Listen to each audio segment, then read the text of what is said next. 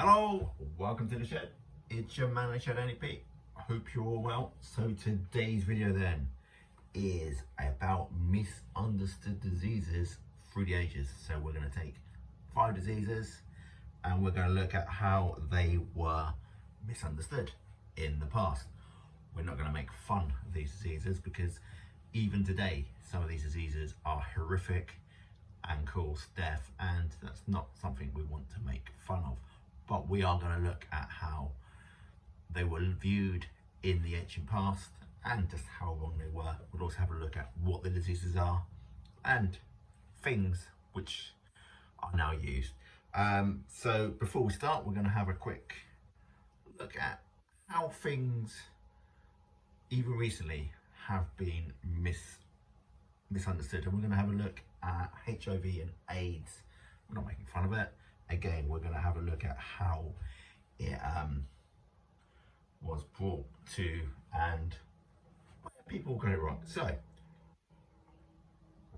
before we start, if you'd like to like, share and subscribe, then please do. So a new revelation about how HIV and AIDS first arrived in the United States recently debunked and the long held belief that a single man identified in academic literature as patient zero stood at the epicenter of the 1980s epidemic. Some 30 years later, it turns out that the man called patient zero was never such.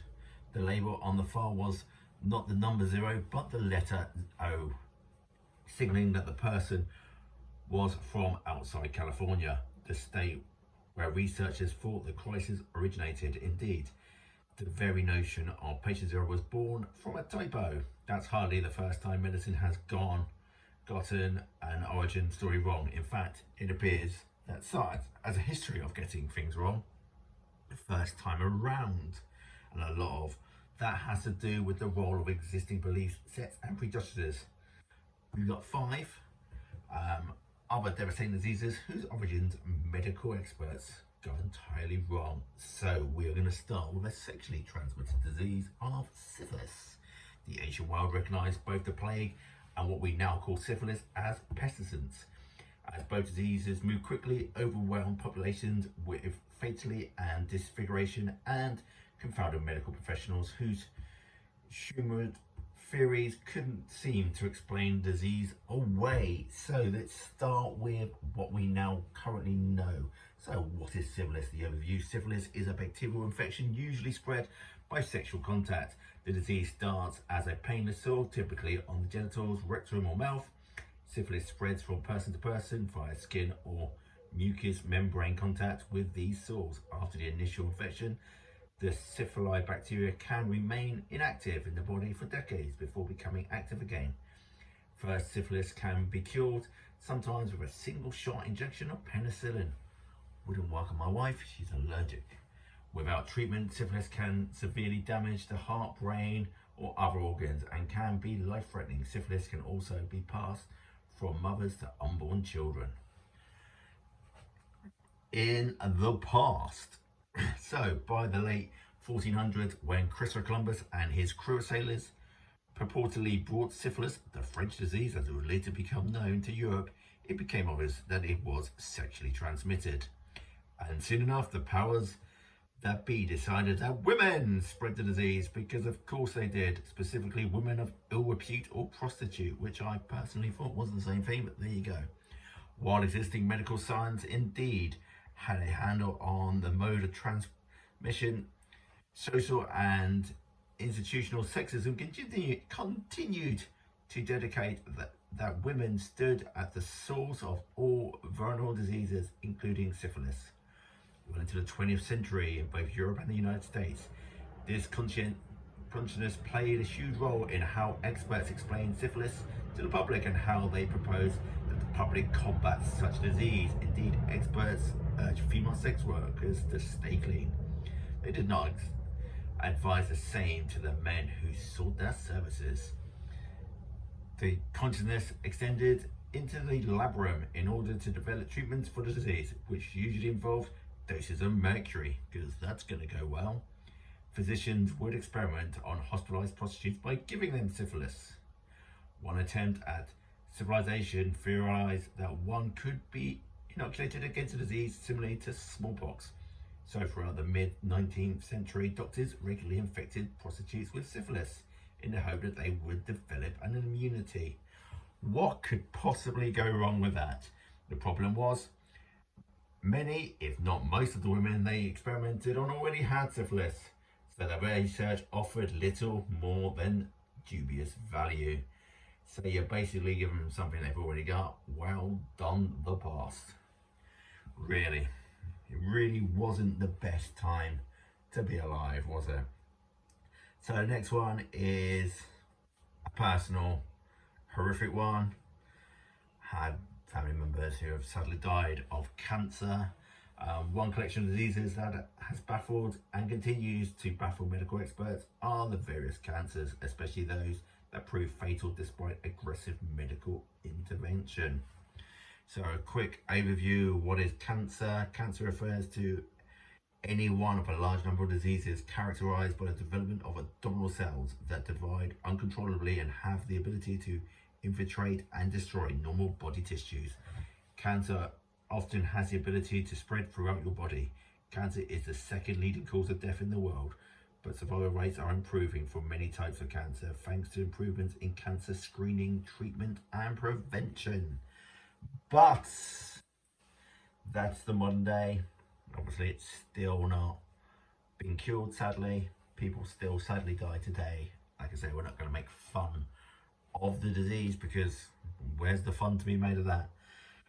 One thing I don't understand is why is it the only disease I know of which is named after one of the signs of the zodiac. Not sure where it got its name from. Maybe that's one we can look up in the past. But in the past, the bafflement goes all the way back to the ancient Greece, where religious sects prohibited any study of human body after death.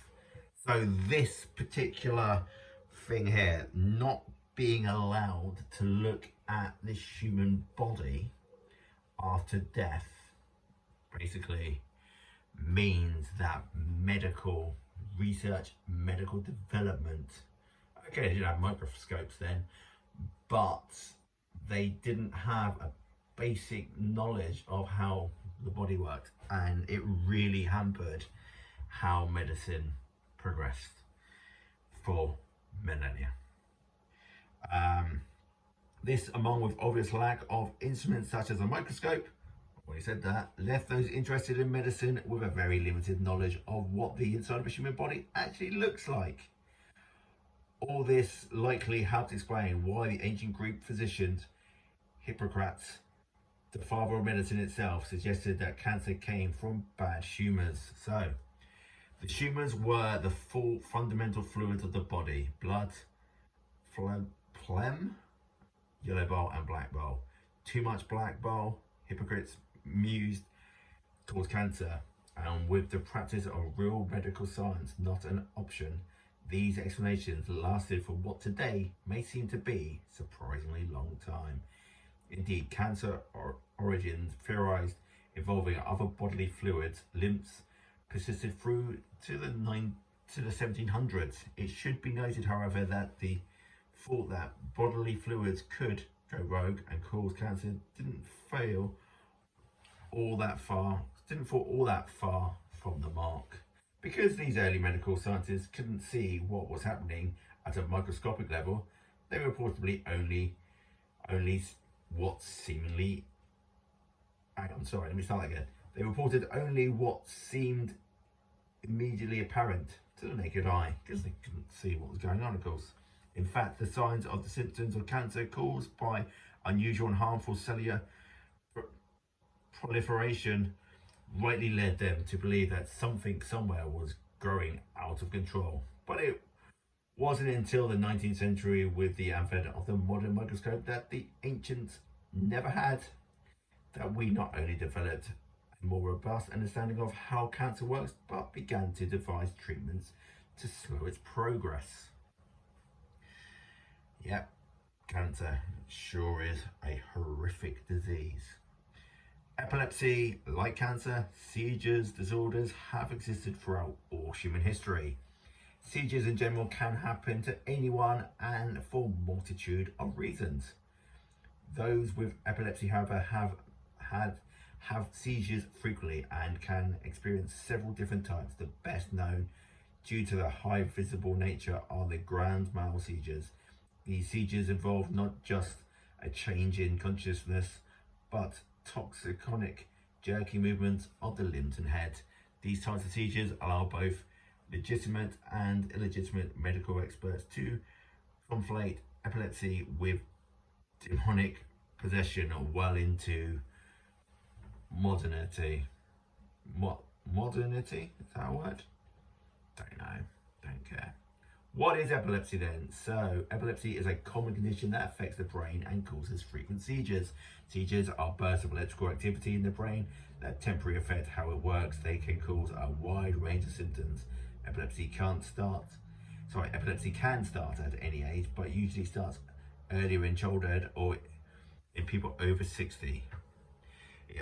It's often lifelong, but can sometimes get slowly better over time. In the past, the conflation even predated the Bible and may have originated in the Babylons, Greeks, and Romans, all of whom ascribe religious significance to what we know now as seizure activity. And I know that in the 14th, 15th, 16th century, because of the inbreeding of royals in Europe, a lot of them had epilepsy. These early religious beliefs held that demons had possessed the afflicted and that God was punishing the individuals for it. The fear of demonic possession and God's punishment integrated itself deep into ancient societies, that they had epileptic, isolated, shunned, and subject to what we today would consider to be grisly treatments. Indeed, these early treatments devised by the Romans involved the patient drinking the blood of fallen gladiators and eating the flesh of corpses, because of course they would, with these ceremonies influencing later exorcisms. Yeah, they'd probably been possessed because they had to eat corpses. The past was the worst. So let's have a look then at tuberculosis. Although the introduction to germ theory provided much needed insight into the dreaded respiratory disease known as tuberculosis for the earlier part of the 19th century and before, experts called the disease consumption. What is tuberculosis then? Tuberculosis, TB, is a bacterial infection spread through inhaling tiny droplets from the coughs and sneezes of an infected person. It mainly affects the lungs but can affect any part of the body, including the tummy, abdomen, glands, bones, and nervous system. TB is a potentially serious condition but can be cured if treated with the right antibiotic consumption. Experts said came largely due to the sorrowful passions and saddened mental and emotional state that attributed to the rapid change taking place in the world at the time. So, in the past, it was a rapid urbanization and industrialization bore the brunt of the disease explanations. Experts said that crowded streets and heightened pollution levels subjected people to respiratory infection, later found to be the cause of tuberculosis, one which literally consumed them because of how powerful and ambiguous urban filth was. Elsewhere, prevailing theories from French physicians claimed a disease like tuberculosis were the person's essence and the disease just came with the territory. However, physicians also admitted that the increasingly unsavory element of urban life would exactly improve anyone's health and at the very least could contribute to someone's descent into consumption. It is true that city life may have made people more vulnerable to tuberculosis, but only in the sense that it exposes them to more bacteria, not because of morally depraved society left them breathless with discontent. Soon, germ theory, which got its foothold in modern medicine during the late 19th century, managed a better explanation. The transmission of conditions like tuberculosis, combined with increased hygiene and sanitation practices, led to its decline, and the advent of penicillin practically eradicated it in the following century. And the final one we're going to go with today will be leprosy. And before we start, didn't really know what leprosy was, I am going to admit, but I did have a small understanding that it affected limbs and parts of the body. And from pop culture, TV, you see things with leprosy, things like Doctor Who, and you think, yeah, that don't look too good. Cup of tea.